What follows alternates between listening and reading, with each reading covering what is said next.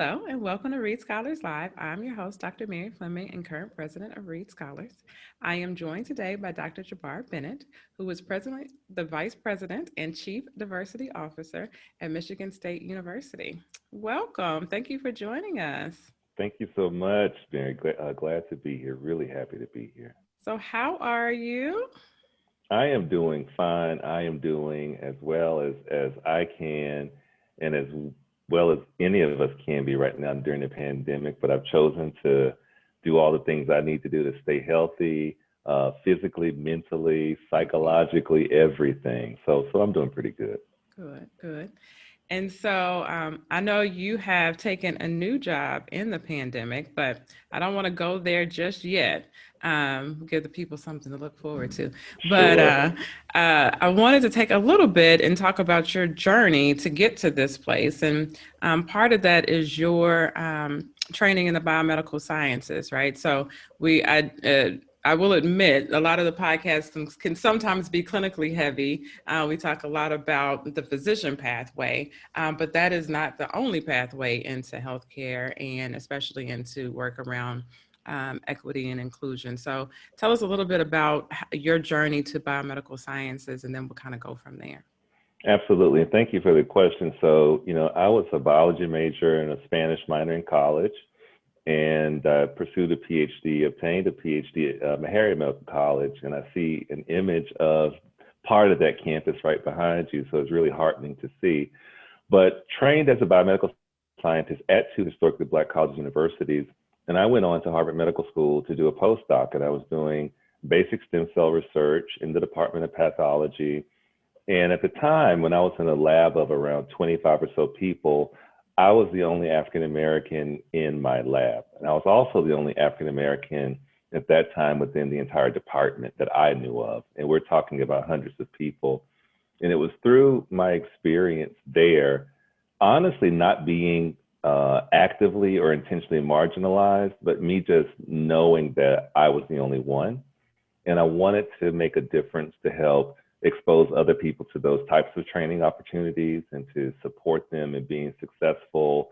So I transitioned to an administrative career early on after receiving my PhD. And actually, the first job I had was in the Office for Diversity, Inclusion, and Community Partnership at Harvard Medical School, working with none other than Dr. Joan Reed herself. And I learned a lot about the work she was doing, but also the way to think about and approach the work from that experience. And I spent a few years there working with her and also working with many of the folks who who've come through the Commonwealth and California Endowment and all the other names as the evolution has occurred over now probably 20 years. Right. But it was a great pleasure to learn from and just to observe all the wonderful work that comes out of that space. And so for our listeners, so Dr. Bennett and I have crossed paths a few times. We've been in the same places, but not often at the same time. And we mentioned Dr. Reed, which of course the Reed Scholars is named after. And we also served on the board of the Student National Medical Association together. So we have intertwined a few times along our pathway.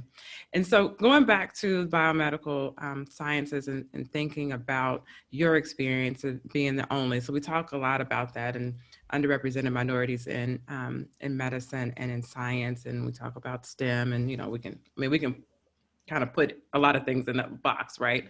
And thinking about recruitment and retention. And I think those are two separate and different things, right? So we've got to get people interested. We got to keep people interested and then support the people, right? After we get them in there. And so I know that has been part of your journey and part of your roles in your administrative career. So tell us a little bit about maybe some of the struggles and successes that you've had along the way. Absolutely. So I personally had an interest in science from a very early age. My parents were both college educated, but not scientists, but they knew enough to put things around me and put me in places where I could learn more about science and eventually get better as far as my knowledge went, but also more clearly articulate later on what I wanted to do in that space. Right. So I think it's really important to reach out to and engage younger people in science at an early age, especially if you're talking about underrepresented minority students, young people, before they feel a stigma of being too good at math or too Mm-hmm. good at science because they're perceived as not being cool. It's really important to expose those younger people early to what science is, all the things they can do, and put people in front of them who can help support that interest as well. So I believe in a lot of the pathway programming. I don't necessarily refer to it as pipeline, but the Mm-hmm. pathway toward, for example, the biomedical sciences for undergraduate and graduate degrees and postdocs, doing intentional outreach, providing various types of support, conference participation, me showing up at conferences like the Biomedical Science Careers Program, like ABRCAMS, Right. the annual Biomedical Research Conference for Minority Students, and SOCNAS, Society for Advancement of Chicanos and Native Americans in Science. It's really important for them to see us. But from where I sit, currently at the institutional level, thinking about what can a place like Michigan State do, and it's forming partnerships with minority serving institutions, which may be historically Black colleges or Latinx focused institutions or tribal colleges, to help ensure we bring those students to our environment to learn more about the various research opportunities, to help them meet current students and faculty, to understand the culture of research. And one more thing I'll say, well, I could say many others, is that one of the reasons we have younger aspiring scientists sort of fall off the path or out of the pathway is because they don't have a sense of true identity, Mm. and don't see themselves in the work that they do and in the places where they conduct the work. They don't see members of their community. They generally don't see people running those labs or serving as PIs or principal investigators. So it's really important all the way around if you want to recruit and support more students who can go on to get undergraduate and graduate degrees and train as postdocs and join faculty, you need to have diverse faculty. Right. So that's one of the things that I have enjoyed and continue to work on, but continues to be a challenge as well, currently and in other positions I've held. And I think we talk about that often, that it's not just at the student level and the graduate student level, but when we get to the faculty and professor level and running labs and that type of thing, having people there that look like you and support you and are able to understand your vantage point, right? So there might be some unique challenges that um, all of our students come with, but being able to see them and meet them and support you in the way that you need. And so I think that's something that we continue to struggle with across academic institutions. Um, my next question, or I guess it's next part of the same question. Um, what type of, I guess, strategies do you think are important when we are and to that point in maintaining at the faculty level, because I think that's a little bit of a different conversation on how to Hmm. keep people once you have them. Absolutely. So I'll start then at the recruitment phase. Excuse me. And first, being sure that we are writing job descriptions that aren't exclusive, that Mm, use words and things that might make someone like me feel like this may not be an environment that would welcome me for who I am and embrace all of my various identities and their mhm, cross or intersections. We mhm, have to be careful about the composition of search committees, who's on those mhm, committees.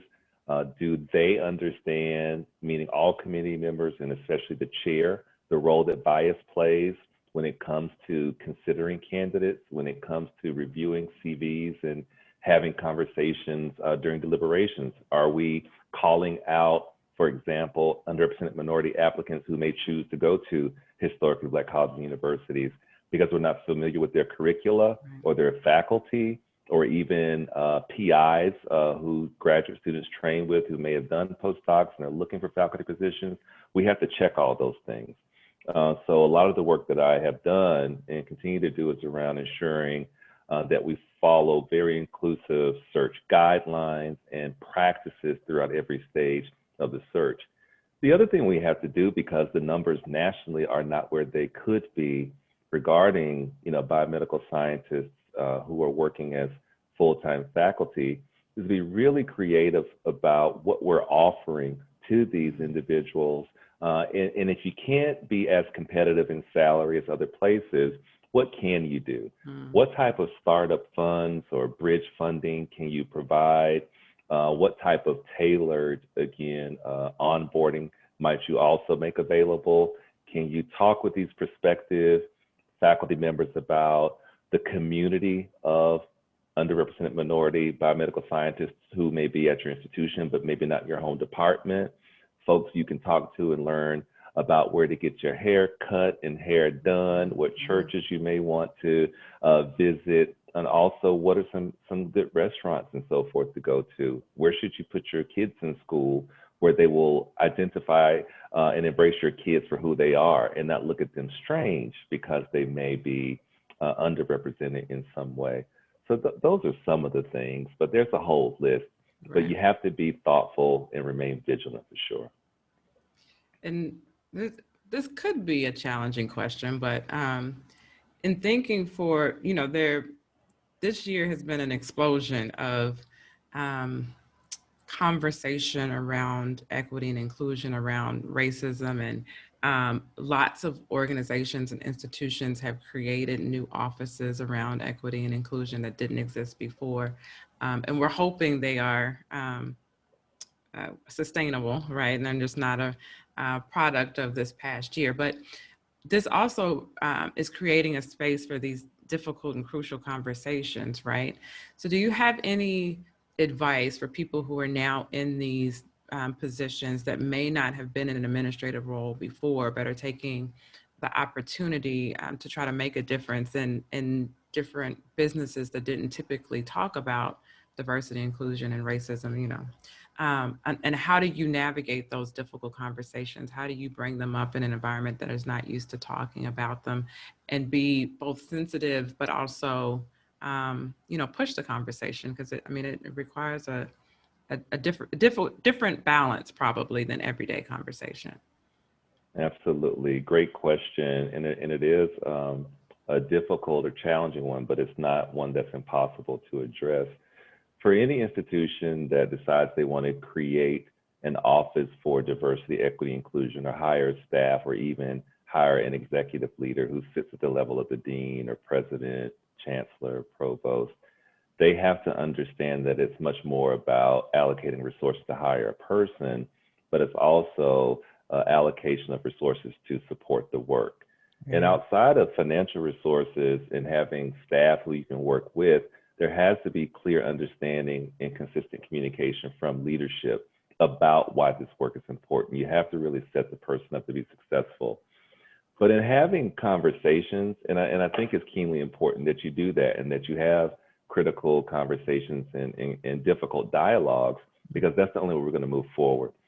I believe that people are often afraid of or fearful of what they don't understand, and when they don't understand how it's going to impact them directly. So having spaces where people can talk openly and freely, setting some ground rules up about, this may impact you in a particular way. It may make you emotional. There may be something that triggers you. If so, step away. It's all good. Take a breath and come back, but it's truly necessary. But I think the danger, though, that we can get into with these conversations is if we have someone who is facilitating the conversation that is not properly prepared and equipped. The conversation can go off the rails. So you need someone who understands how to facilitate these types of dialogue and to anticipate the challenges that could come. But I think having leaders, deans, again, directors, division chiefs, if you're thinking, on the clinical side or in large departments, so forth, be present and be a part of these conversations and model that behavior and open themselves up and make themselves vulnerable. That's a good place to start. Definitely. And to underscore your point, so when these offices are created, they have to create more than a position, right? So you don't want to just put one person here and say, okay, figure out our diversity, inclusion, and equity issues. You have to provide them with a whole office of support in addition to financial support, but also people around them that are going to hear them, listen to them, and help them execute probably a very different and new agenda. So those are And may all I, very important things. and may I add one more thing to say? I think the success of diversity, equity, inclusion work in any space depends on three main things: people, policies, and practices. Mm, So having the right people in place, having policies that can guide the work, but also that you can fall back upon if people are in violation of it, and then all those best practices. Sort of how we recruit, how we talk to and engage people, even thinking about when we do research in the community, community-based participatory work, yeah, how are we competently and thoughtfully and in truly mutual beneficially right. interacting with folks so that they get something out of it too. Keenly important. Definitely, definitely. So coming back to, and you mentioned your community partnership. So you transitioned to a new community and working to strengthen those bonds, but you also took a new job in a different state during a pandemic. So there's some logistics that are probably just interesting about that. And Absolutely. especially being attached to an academic institution when so many of our campuses are virtual and trying to figure out that dynamic. So just, as a part of your personal story. Can you tell us about how you've managed that transition? Absolutely. So on December 1st, I joined Michigan State University as their first vice president and chief diversity officer. And I have an appointment as professor of medicine in their human college of medicine. But for months prior, as I was engaged in the interview process, negotiation process, everything, it was done virtually. So I've not only met in person my boss, the president of the university, I also haven't met my staff in person. And that's been extremely difficult. The best thing I knew to do and what I continue to do is to engage people as much as I can, and it is done virtually, but at least to help us get to understand each other and how I work, how they work, and how we can partner. And one thing I did that I will encourage people to do if you have that luxury, or really a blessing.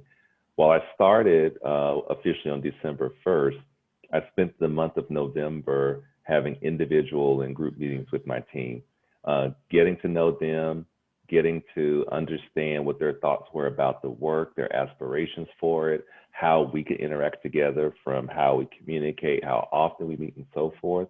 So creating those touch points early and often has been key. But I'm looking forward to yet another transition to onboarding once I do physically make it to campus.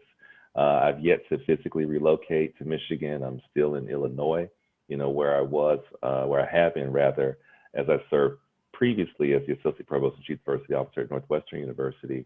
So yeah, a lot to think about, a lot to do. I think we all are in a constant stage of flux Yes. right now, and until the pandemic gets under control and we all get our vaccines, both doses, unless we get the Johnson and Johnson, I think, Yeah.